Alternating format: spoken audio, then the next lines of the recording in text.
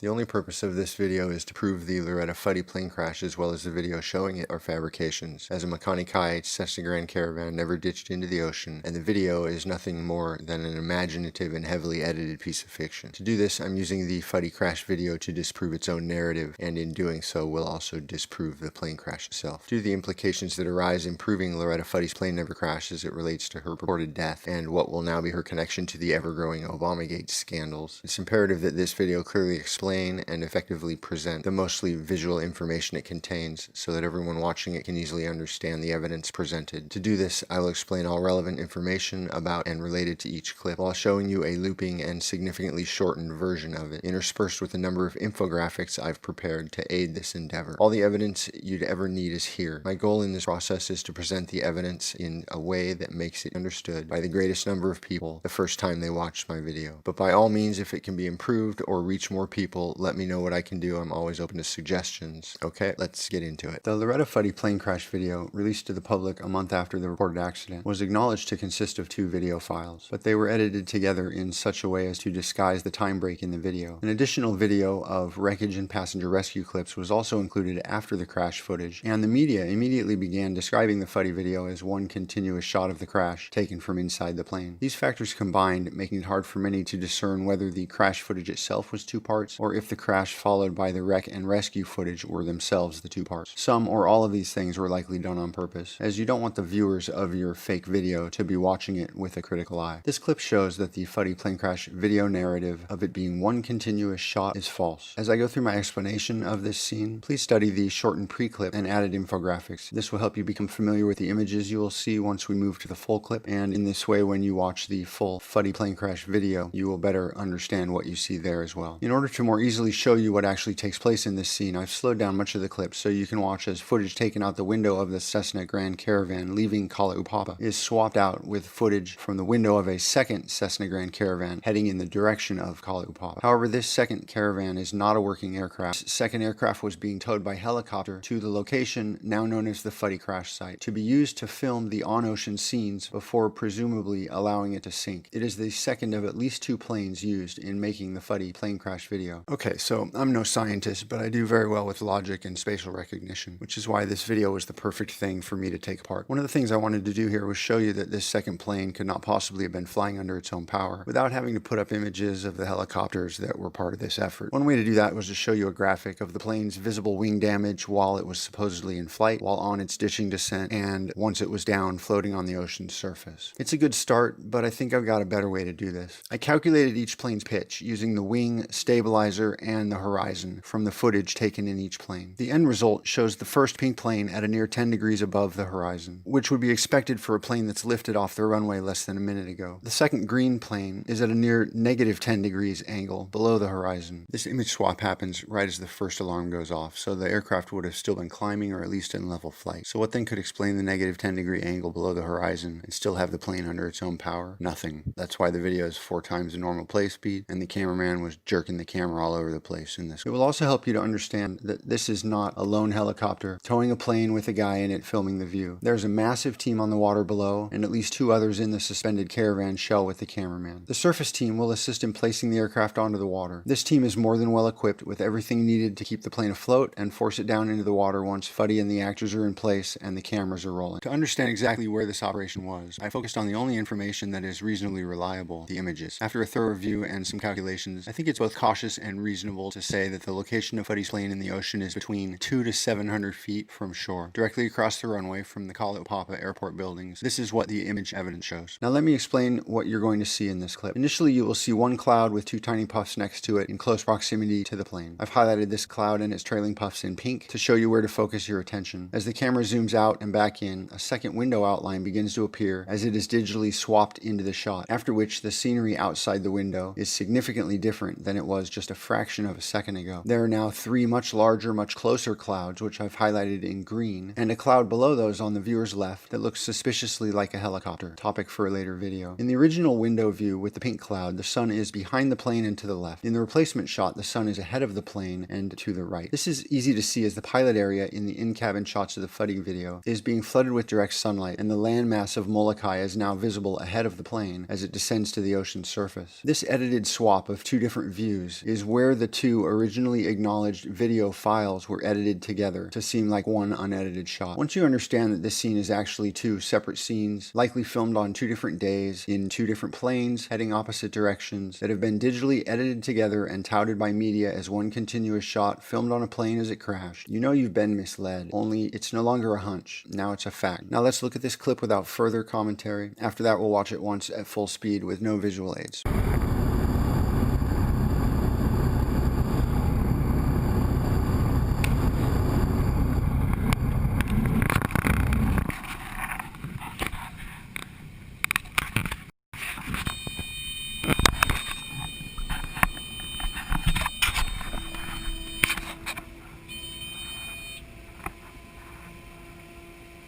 Okay, and last time with no highlights at full speed.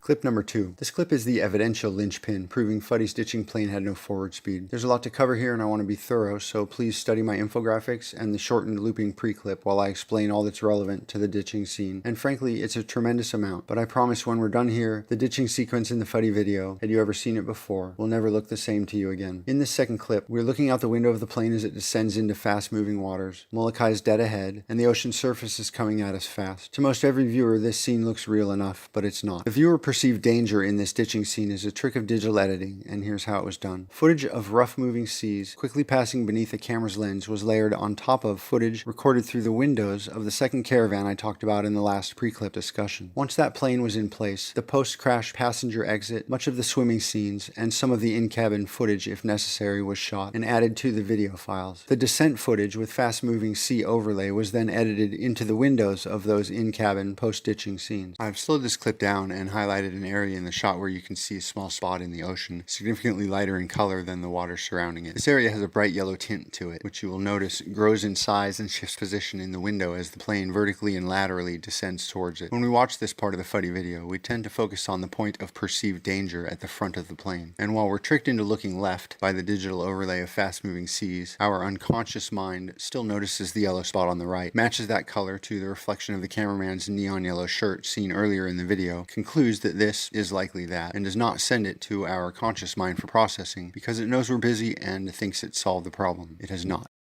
Here's why a reflected shirt cannot explain what we see in this clip. The cameraman, the camera, and the window relative to one another are basically stationary, so the reflection wouldn't change significantly as the plane nears the surface. Yet while some shirt reflection is probable even if inadvertent, it's significantly more likely the shirt and its reflection were devised specifically to disguise the large discolored area that so greatly contrasts with the rest of the ocean that we see in the ditching scene. In fact, a neon yellow shirt with creases is exactly what we are supposed to see if we do look at this spot when watching the scene, but in reality it's just the seafloor, ribbons of material, and the shadow they cast, and some additional yellow tinting. In reviewing single frames from this scene, it's clear that the yellow tinting was digitally added to the spot to better emulate the earlier seen shirt window reflection, and to camouflage the true nature of this out-of-place discoloration. So we now know that it's more than just a shirt we're seeing here. If you look closely, the yellow-black color transition is abrupt, with rough cut marks clearly visible along the transition edge, and while the yellow area is a colored enhanced and slightly blurred seafloor,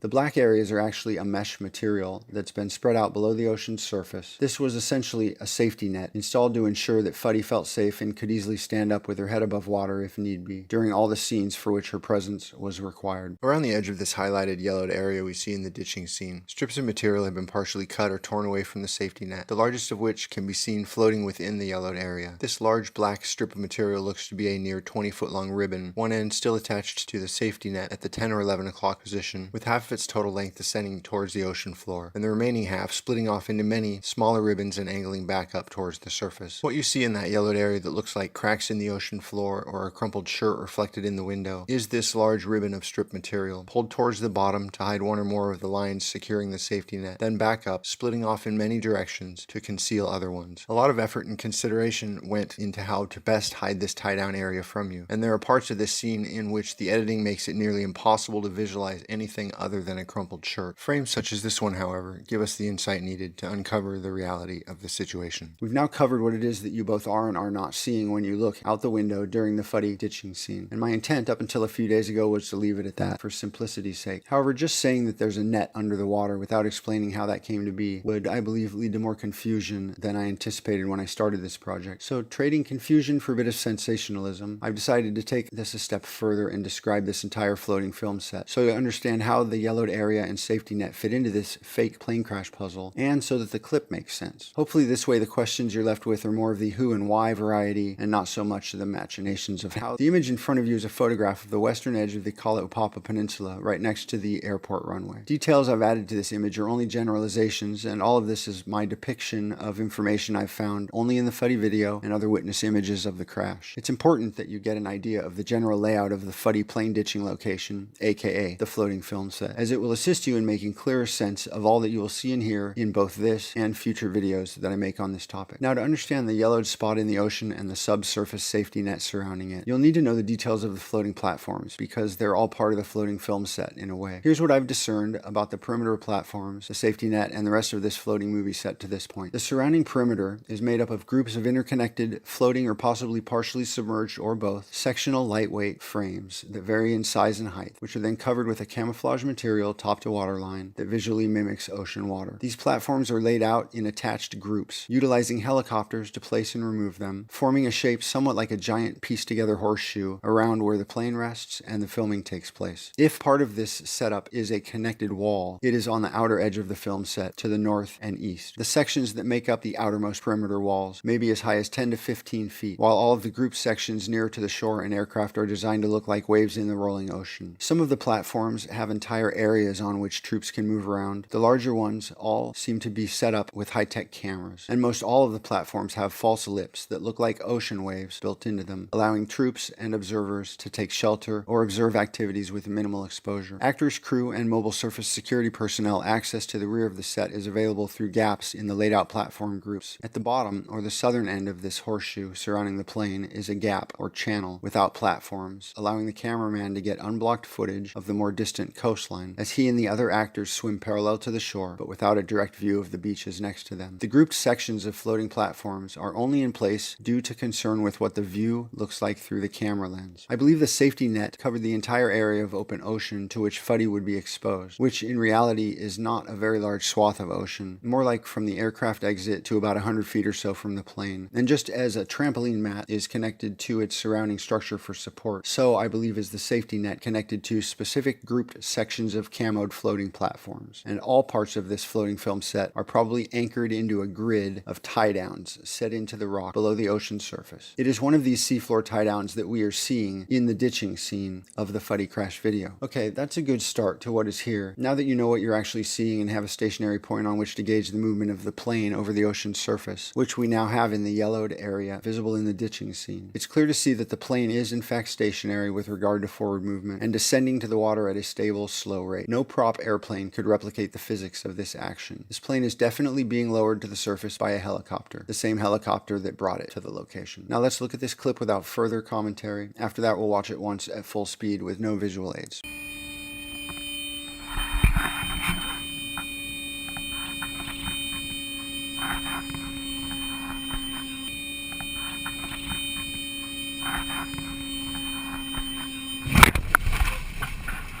Okay, and last time with no highlights at full speed.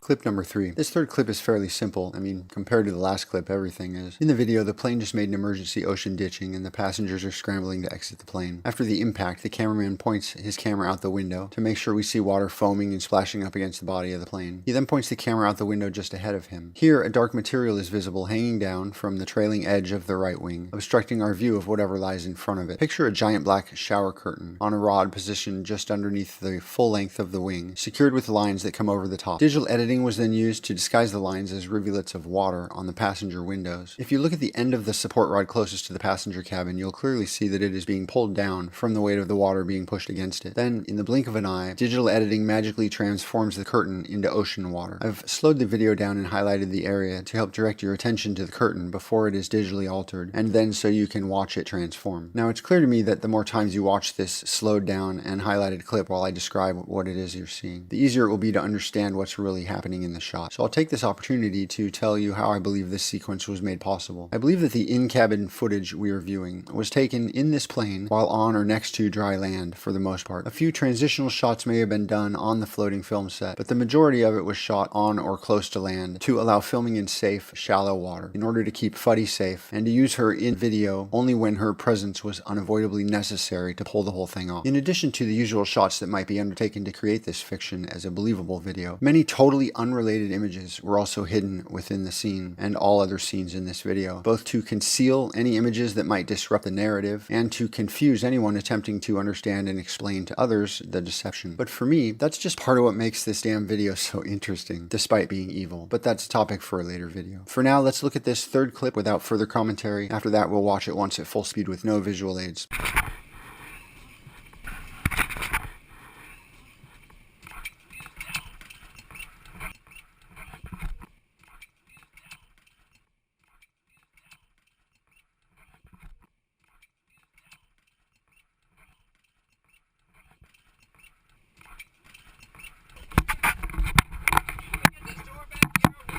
Okay, and last time with no highlights at full speed.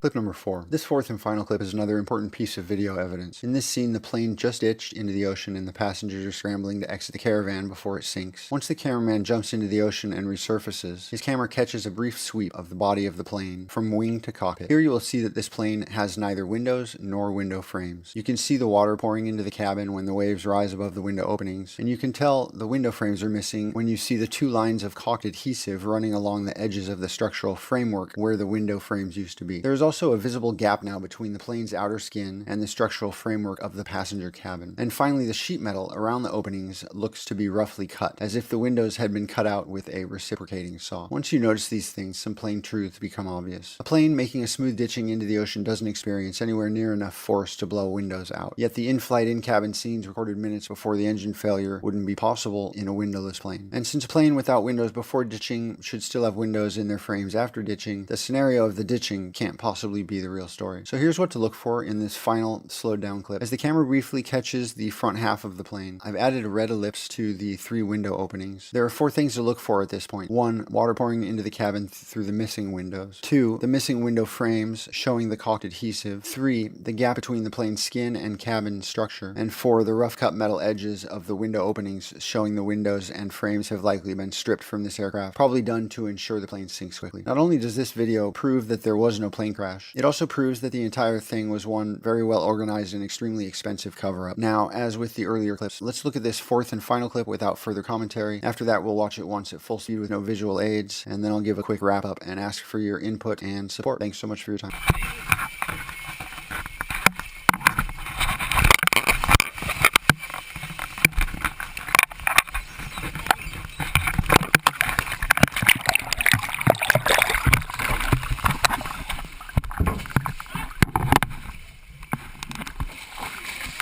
Okay, and last time with no highlights at full speed.